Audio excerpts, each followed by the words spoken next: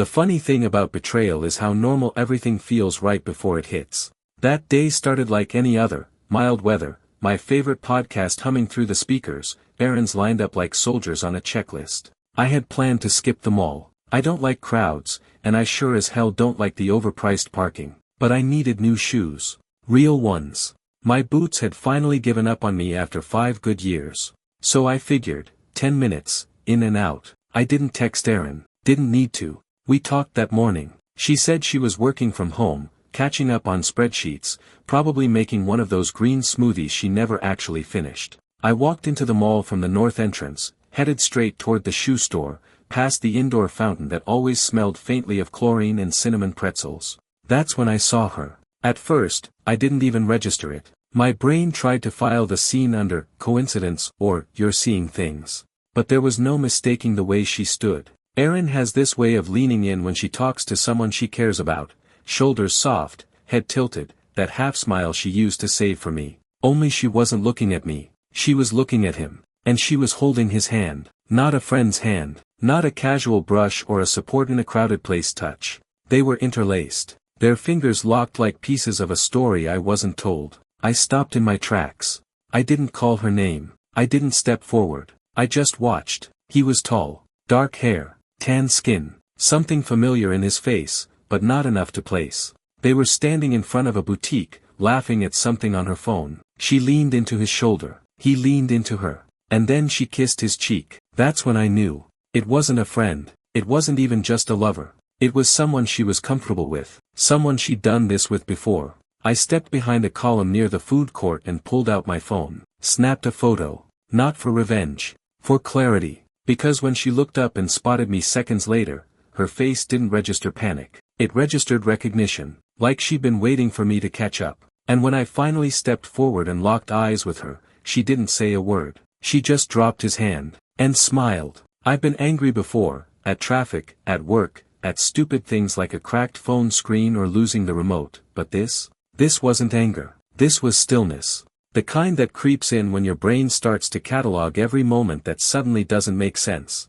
Every time she laughed at her phone a little too long. Every time she said, "He's just my cousin, you've met him before." Yeah, I'd met him. Twice, I think. Some birthday dinner, a barbecue. She said his name was Leo. On her mom's side, she said. Only cousin I actually like, she joked once. I remember that because she said it right in front of me while he stood beside her, grinning. He didn't look much like a cousin now. They both stared at me for a second too long. He looked confused. She looked resolved. That's what cut deeper than the hand-holding, the smile, even the kiss. She wasn't caught. She was done hiding. I walked toward them, slowly, not dramatic, just enough to be unmistakable. Erin's smile didn't falter. If anything, it grew, like this was some scene she'd rehearsed. "Hey," she said like she was greeting me at home, like we were just bumping into each other by the fridge. Leo had the decency to look like he might evaporate. I stared at her, then him, then her again.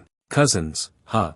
I said, keeping my voice even. Her lips parted like she was about to offer the lie anyway. Like habit was stronger than shame. But she didn't. She just shrugged. "I didn't expect you here." "Yeah," I said. "That's the part I'm stuck on." Leo finally spoke. "Man, listen. Don't," I cut him off, my eyes still on her. "You don't get to speak." He stepped back like he knew he'd overstepped. Erin tucked her hair behind her ear, a nervous tick I'd seen 100 times. She used to do it when I kissed her neck, when she got overwhelmed in crowds, when she was trying not to say what she really meant. She wasn't nervous now. She was calculating. "I wasn't going to tell you like this," she said. "Right," I nodded. "You were just going to keep holding his hand until what?" I stopped asking questions. "No," she said, almost tender. "I was waiting for the right time." "That time was a year ago," I said. "Maybe 2. The worst part, she didn't deny it. Just stood there, arms crossed, watching me absorb it like a man taking punches in slow motion.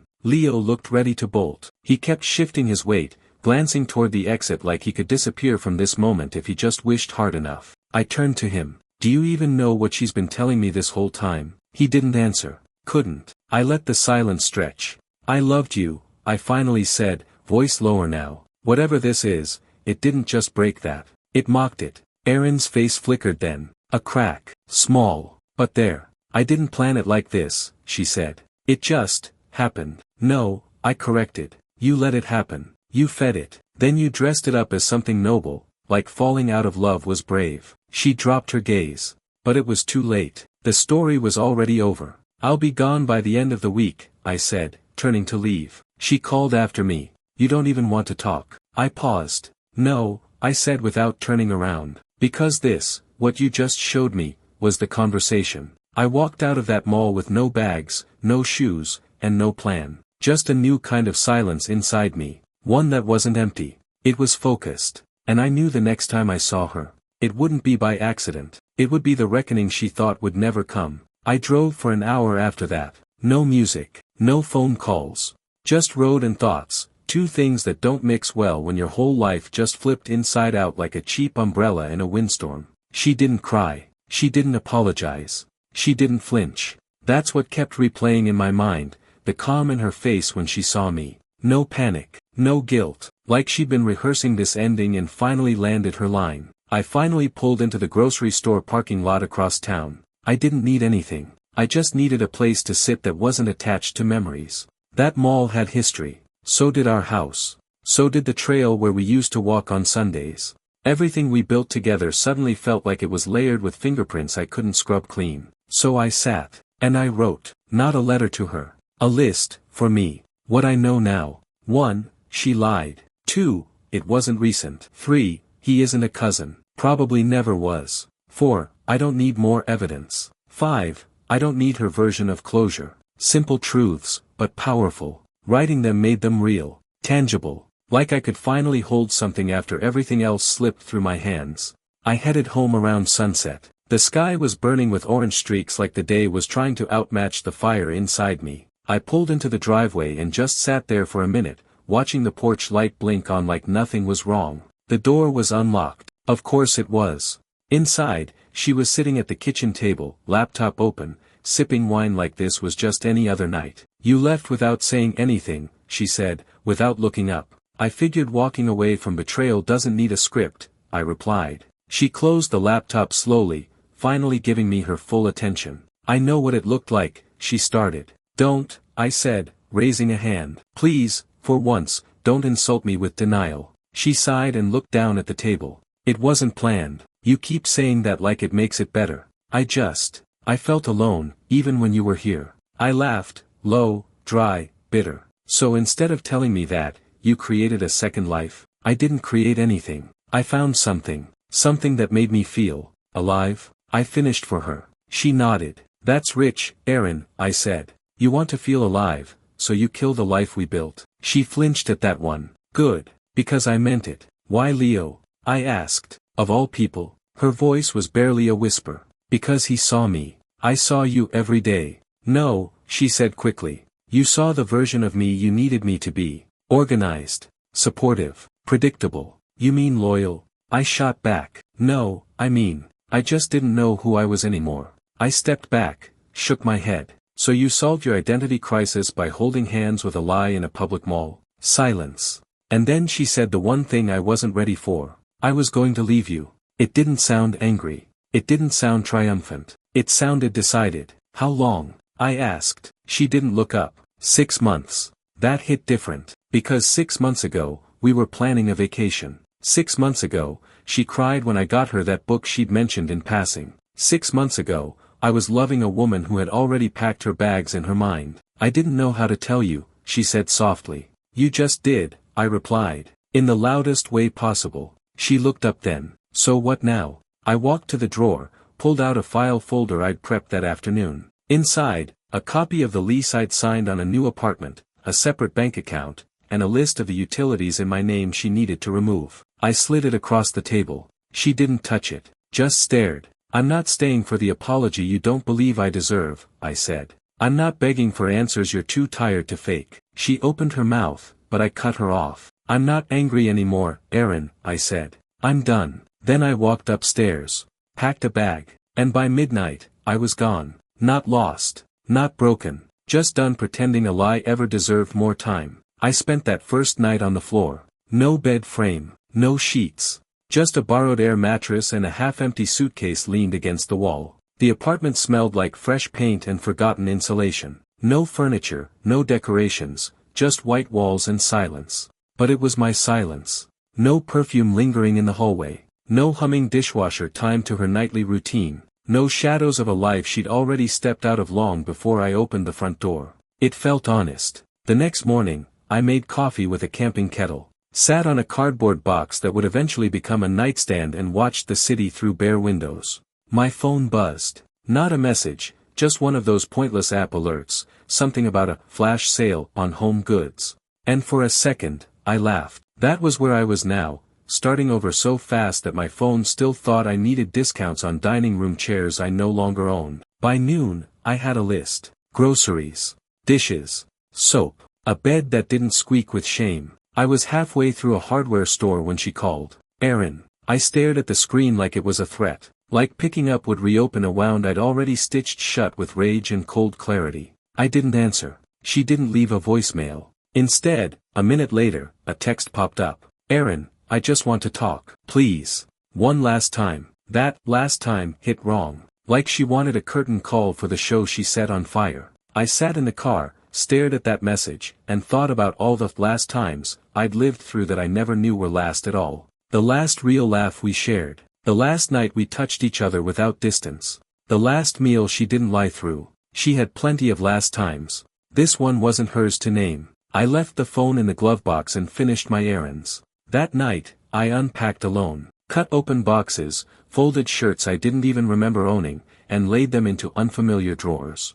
Each piece of clothing felt like it belonged to a different man, a man who used to believe cousins didn't hold hands. I opened a box labeled office. Inside, framed photos. One of us in Chicago, laughing in the rain. Another from our engagement shoot, her hand on my chest, smile soft, like she trusted me with her whole future. I stared at them for a while, then turned them all face down, because I wasn't going to rewrite those memories. But I wasn't going to hang them either. They belonged to a version of us that never made it past the moment she decided he saw her better than I did. I went to bed early, woke up before the sun, and somewhere around 6:42 a.m., I got a text from a number I didn't recognize. Leo, she told me you left. I didn't want it to go this way. My hands tightened on the phone, not because of what he said, but because he still thought he had a place in this conversation. I typed 3 words. You never mattered. Then I blocked the number. I made myself breakfast. Eggs, toast, strong black coffee. Sat at my new kitchen counter, no stools yet, and watched the sun filter through the blinds. And for the first time since the mall, I felt it. Peace. Not happiness. Not healing, but space. And in that space, I could finally breathe. Erin could text. Leo could rationalize. They could spiral together or apart, it didn't concern me. Because I wasn't in their orbit anymore. I'd become my own gravity. And the only thing I planned to pull toward me now, was truth. 3 days later, she showed up at the apartment. No warning, no call, just a knock at the door I hadn't even had time to hang a number on. I was sitting on the floor, building the coffee table I ordered off Craigslist. Cheap wood, too many screws, and an instruction sheet in what looked like Swedish. The knock came once, sharp, then again, lighter, like she realized where she was and what she no longer had a right to. I opened the door because part of me needed to see how she'd look on the outside of my life. She was in jeans and a hoodie, no makeup, hair pulled back. It felt like I was looking at a stranger wearing the skin of someone I used to know. She glanced inside like she was about to ask if she could come in. I didn't move. Can we talk? She asked. You've said everything already. I don't want it to end like this. Funny, I said, arms crossed. You had no problem letting it start like that. Her eyes welled up. For once, no rehearsed lines. No excuses waiting on the edge of her lips. I don't know what I was thinking, she whispered. I do, I replied. You thought I wouldn't see you. You thought I'd stay blind because it was easier than admitting what you were doing. It wasn't like that. Don't, I said. You don't get to rewrite the story just because the ending didn't work in your favor. She wiped a tear away, quick, like she didn't want to give me the satisfaction of seeing her cry. I was scared, she said. You should be, I replied. Not of me. Of the person you became. There was a pause. A long one. One of those silences that makes two people realize they're standing on opposite sides of a bridge that burned a long time ago. I'm sorry, she said, finally. And I believed that she was.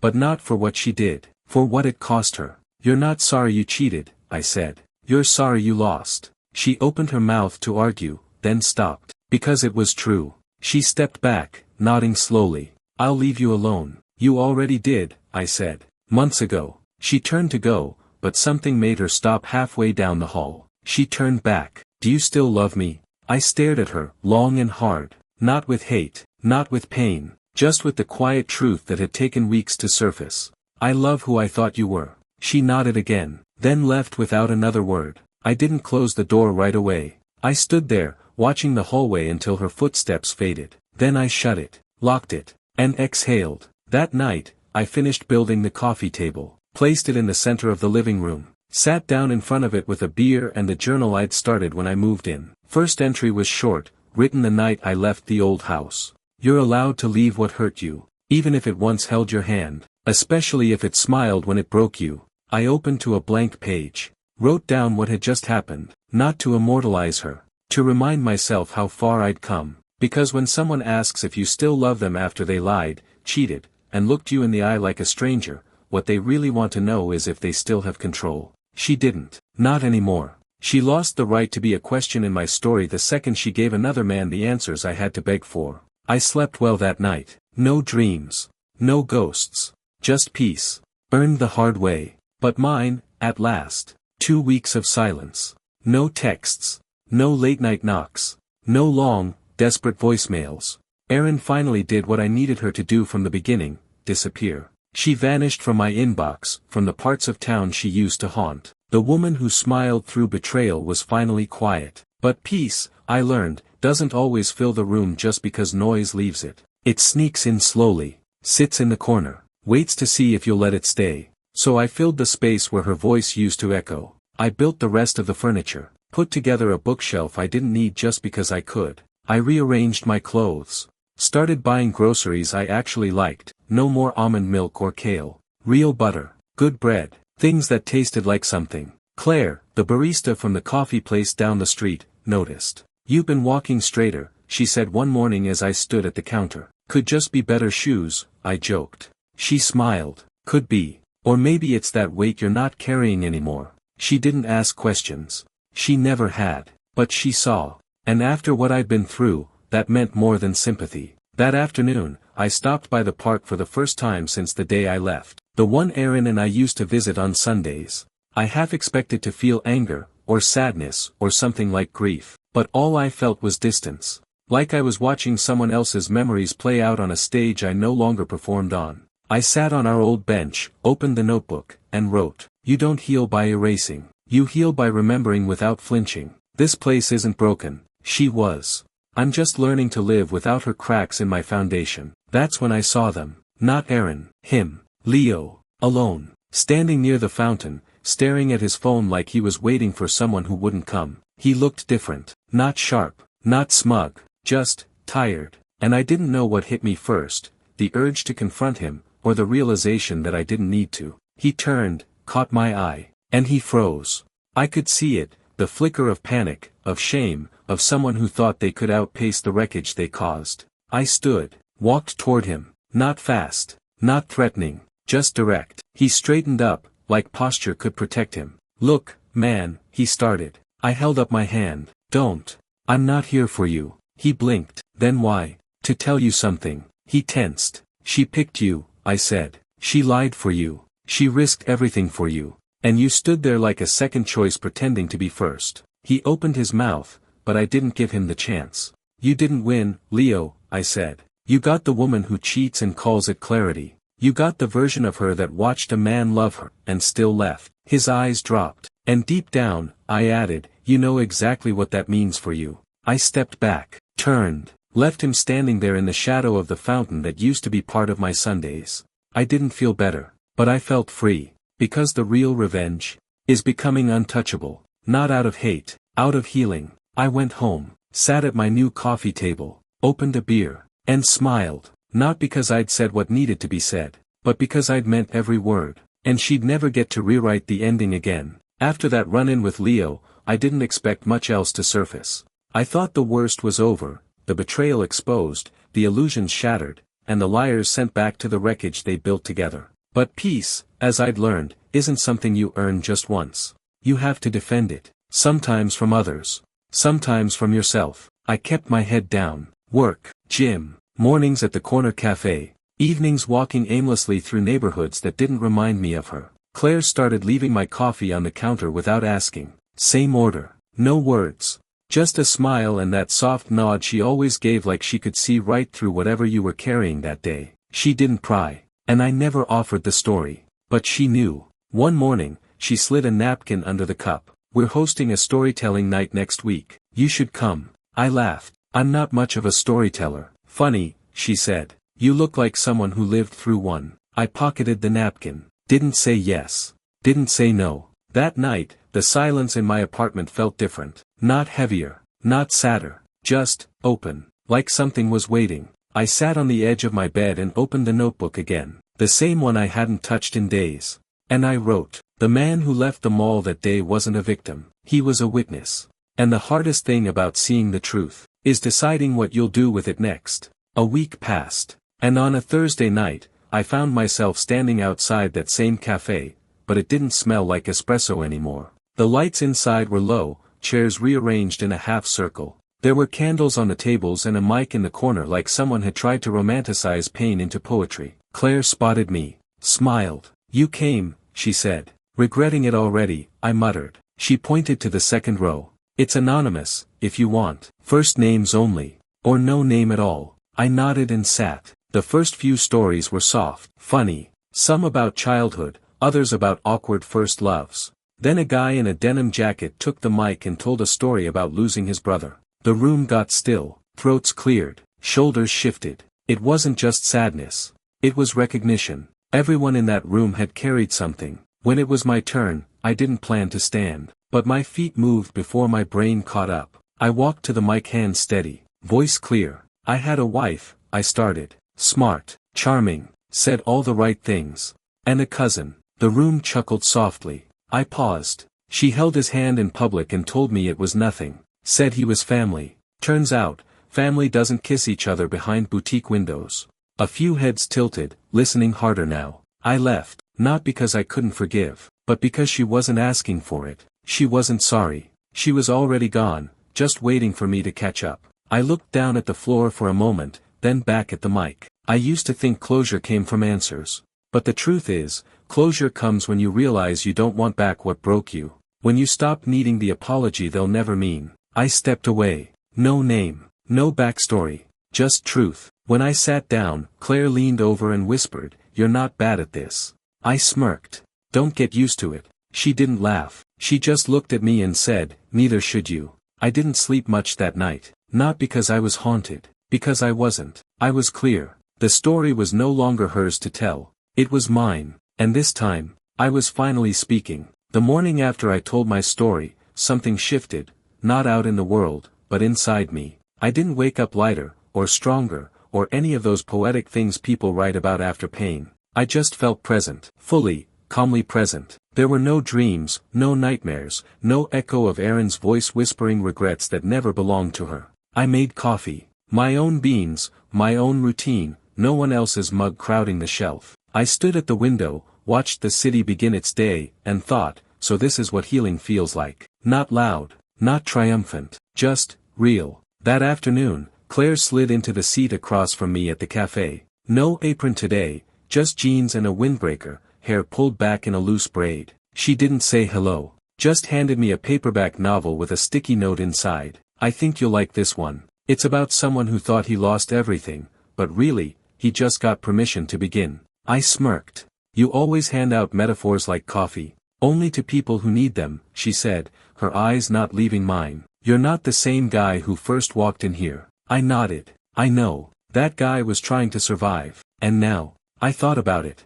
Really sat with the question. "Now I'm starting to live." She smiled, soft and slow. "Took you long enough." Later that night, I was back in my apartment, the book beside me, the window cracked open, breeze slipping through the blinds. My phone buzzed. Unknown number. I hesitated, then picked up. It was her. Erin. I knew it before she spoke. That voice, the one that used to tuck itself into my chest, now barely recognizable through the fog of old promises. "Hey," she said softly. I didn't say anything. "I know I'm the last person you want to hear from," she continued. That's true, I replied, calm, honest. But I needed to say thank you. I raised a brow. For what? For walking away. I leaned back in the chair, letting her words sit for a moment. I didn't understand it then, she said. But I do now. You didn't leave to hurt me. You left to save yourself. You figured that out before or after he cheated on you? I asked, not out of spite, but clarity.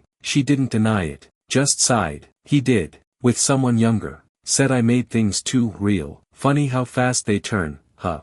No, I said. Not funny. Just predictable. She exhaled again. I guess I deserved it. I'm not the one you need to say that to. Silence stretched for a beat. I miss you, she said finally. I didn't respond. Because what was there to miss? The lie, the illusion, the comfort of being seen by someone who only stayed until someone flashier passed by. She filled the silence again. Are you seeing someone? Why do you care? Because I hope someone finally treats you the way I couldn't. I didn't smile, but I wasn't angry either. That's the only thing you've said tonight that sounds real. Another pause. Then, goodbye, David. And that was it. Not a plea, not a rewrite, just the end. And when the call ended, I didn't feel broken. I felt done. Not undone, done. I opened my notebook, pen in hand, and wrote. She said goodbye like she was offering a gift, but I unwrapped her absence long ago. And in its place, I found peace. And I never needed her to deliver that. I closed the journal, turned off the lamp, and slept, not with hope, but with peace. And for the first time, that was enough. There's something strange about the final stretch of healing. It doesn't come with a parade or a "you made it" sign. It arrives like a shadow leaving a room, quiet, unnoticed until you realize you can breathe again. That's where I was. Living, not recovering. And somewhere between coffee runs and silent mornings, I forgot what it felt like to check the rearview mirror for ghosts. Claire noticed before I did. You don't flinch when your phone buzzes anymore, she said one evening as we closed up the cafe together. I didn't know I used to. She smiled, handing me a to-go cup she made without asking. Cinnamon sprinkled on top, just how I like it now. You used to glance down like someone might try to take your air away again. I nodded. Maybe they did. But I made more. We stood in the doorway for a while, just watching the streetlights flicker on like stars in reverse. Ever think about going back? She asked, not looking at me. To Aaron? She shook her head. To who you were before her. I thought about that. Really thought. I don't think that man exists anymore, I said. He believed in people who didn't believe in him. He gave the benefit of the doubt until it bled him dry. Claire didn't say anything for a while. Then, I like this version of you. I glanced over. Which part? The one who tells the truth even when it shakes. I walked her to her car. We didn't hug. We didn't plan anything. But when she pulled away, she looked at me in the mirror. That look people give when they see you, not who you were, not who they wish you'd be, but exactly who you are. When I got home that night, I didn't open the notebook. I opened my closet, pulled out the last box I hadn't touched since moving in. Inside was a bundle of papers. Old cards, photos, letters. A saved anniversary note from Aaron that once meant the world. I lit a match. One by one, I fed each memory into the fireplace. Not to erase them, to release them. Each flame wasn't a moment lost. It was a piece of my old life letting go of me, finally. I poured a drink, sat by the fire, and watched the smoke drift upward, soft and sure. Then, like the universe had been waiting, my phone buzzed. Claire, you free tomorrow? Me. For what? Claire. For something new. I'm tired of broken stories. Thought maybe we could write one that doesn't hurt to read. I stared at the screen, fingers hovering. Then I typed, yeah, I think I'm ready for that. Because the truth, I wasn't angry anymore. I wasn't sad. I wasn't even healing. I was living. And I didn't need Aaron to see that. I didn't need Leo to regret it. I didn't even need closure anymore. I just needed the next chapter. And someone who knew not to borrow ink from people who only write in vanishing ink. The fire burned low. My chest didn't ache. And my heart, it finally felt like it had space to grow again. A month later, I stood in my living room, no longer surrounded by boxes or half-built furniture, but by things I chose. A bookshelf lined with stories I actually wanted to read. A plant in the window that wasn't slowly dying. A photo on the mantel, not of a wedding, but of a skyline I took during a walk alone one night, the moment I realized I was going to be okay. Claire sat on the couch, feet tucked beneath her, flipping through a poetry book we picked up from a sidewalk sale. She didn't say much. She never filled space unless it needed filling. That was something I admired about her. Her silence wasn't empty. It had weight, like she understood the difference between being quiet and being absent. I poured us each a glass of wine. Toast? I asked. She looked up with a half-smile. To what? I thought for a second, then raised my glass. To honest beginnings. She clinked hers against mine. And earned endings. We didn't talk about Erin anymore. Not because we were pretending, but because she didn't belong here. This space wasn't built to hold ghosts. But sometimes, when the night got quiet and the world slowed down, I still thought about that day in the mall. The first sharp breath, the way her hand slipped from his like it didn't matter who saw. And I'd wonder, not what went wrong, but why I stayed as long as I did. I know now. Because love doesn't always leave with betrayal. Sometimes, it lingers a little longer. It sits in the cracks, trying to make sense of what's broken. Trying to believe there's still something left to glue back together. But eventually, even love knows when to pack up and walk. And mine did. It walked straight into a life where the only hand I needed to hold was my own. Claire closed the book. Do you miss her? I didn't lie. No. But sometimes I miss who I thought she was. She nodded slowly. That's fair. And just like that, we returned to the quiet. Later that night, I sat at the desk and opened my notebook one last time. The leather binding was worn, the pages filled, the spine soft from all the opening and closing it had endured. It had traveled with me through anger, through grief, through clarity, and now, it would carry the last words of a chapter one no longer belonged to. I wrote, she broke something I thought was permanent. But the truth is, permanence doesn't come from promises. It comes from presence. From honesty. From the way someone stays when things aren't pretty. She left when it got quiet. Claire stayed when I had nothing to offer but my silence. That's love, not the kind you chase. The kind you choose. And this time, I choose me. I closed the notebook, wrapped a string around it, slid it into the drawer beside the journal Claire gave me. Then I opened the window, let the breeze wash over the room, and breathed in a life that didn't ask me to shrink. No more checking for lies between the lines. No more pretending a smile meant something it didn't. Just mornings that began without tension. Evenings that ended in laughter. And the peace of knowing, the next time someone asks who I am, I won't have to explain who broke me first.